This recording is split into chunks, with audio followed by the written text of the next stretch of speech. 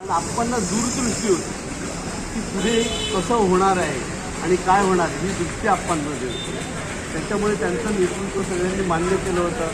खरं म्हणजे आज आपणची गरज होती.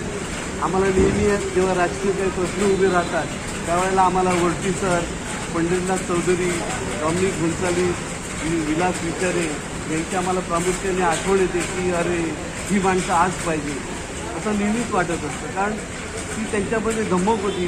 त्यांच्यामुळे आम्हाला जे काही शिकायला मिळालं, आम्ही राजकीय क्षेत्रात किंवा सेवा दलाच्या याच्या माध्यमातून जे काही शिकायला मिळालं तर अशा व्यक्तींमुळे आम्ही शिकतो. आपण तो घरोबा असायचं. घरात आल्यानंतर आमच्या घरी तर नेहमीच यायचे. आल्यानंतर घरच्यासाठी आल्यानंतर हक्काने सांगायचे. मग आमची काकी वगैरे असायची त्यांना हाक मारून सांगायचे, वहिनी मी आलो आहे, मी जेवायला आलो आहे. म्हणजे एवढं हक्काने. मग ती दुपारी जेवण वगैरे जाणार, विश्रांती घेणार. परत त्यांची ती शबनम बॅग घेतली की परत आपल्या राष्ट्रीय सेवा दलाच्या कार्यक्रमाला कुठे जायचं तिकडे जायचं. असं हे आपण ते नेतृत्व होतं. आज आम्ही काय आप्पा बनू शकत नाही, पण आपणची जी आम्हाला जी त्यांचं जे मार्गदर्शन आहे, त्यांचे जे विचार आहेत ते घेऊन आज आम्ही आमच्या परीने जे आम्हाला जमते त्याप्रमाणे आम्ही जात असतो. धन्यवाद.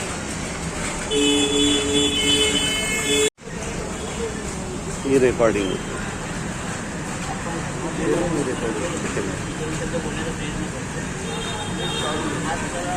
प्रार्थना झाली.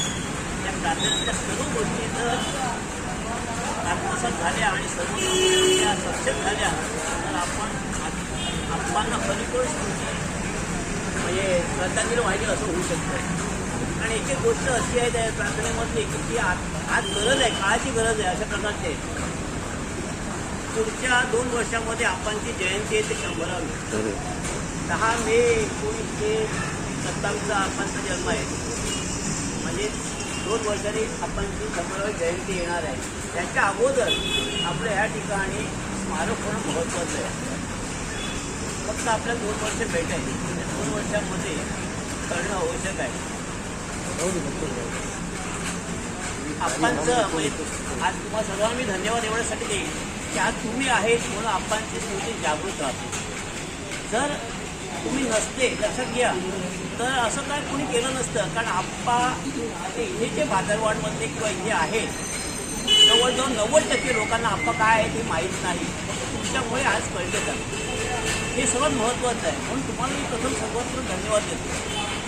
आता आप्पा जे आहे सुरुवातीपासून अगदी 10 वर्षापासून ते याच्या चळवळीत पडले असं म्हटलं चालेल. साने गुरुजींच्या सानिध्यात आल्यामुळे आप्पाने साने गुरुजी सानिध्यात आल्यामुळे आपण काय केलं, राष्ट्रीय सेवा दलामध्ये ते आकर्षित झाले आणि 10 वर्षाचे असताना त्यांनी राष्ट्रीय सेवा दलाची म्हणजे आझाद मैदान डोंगरपाड्यातलं त्या ठिकाणी स्थापना केली. अगदी 10 वर्षाचे असताना आणि त्यावेळेला प्रत्यक्ष साने गुरुजी त्या ठिकाणी उपस्थित झाले. हे सर्वात महत्त्वाचं आहे. त्यानंतर ध्वज उतरवताना म्हणजे इंग्रजांचा ध्वज उतरवताना चळवळीमध्ये पण आपण भाग घेतला.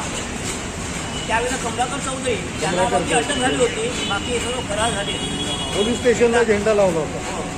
म्हणजे तो इंग्रजांचा ध्वज मिळून आपला चढवला होता. त्यावेळेला त्यांना अटक झाली. कोणाला कमलाकर चौधरींना अटक झाली, बाकी कारण ते कमलाकर चौधरी भाऊ. म्हणजे असे कार्य केलं त्यांनी.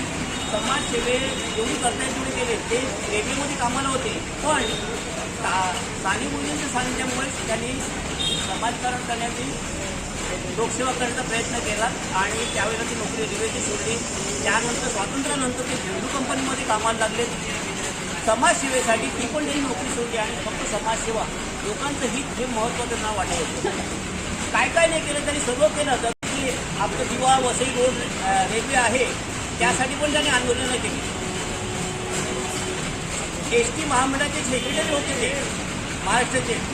त्याच्यामध्ये पण एस.टीच्या कामगारांसाठी भरपूर कार्य केलं. त्यात हे सर्व सांगत बसत नाही कारण त्यांचं कार्य फार मोठं आहे. आपण त्यांचे नखाचे सरे इतकी पण नाही अशी परिस्थिती आहे. फक्त एवढंच आहे, ते चिडखोर होते पण ते कामासाठी चिडायचे. कोणाला चुकलं की चिडायचे, पण नंतर त्यांच्या खांद्यावरती हात टाकून चिडायचे. म्हणजे अतिशय प्रेमळ होते.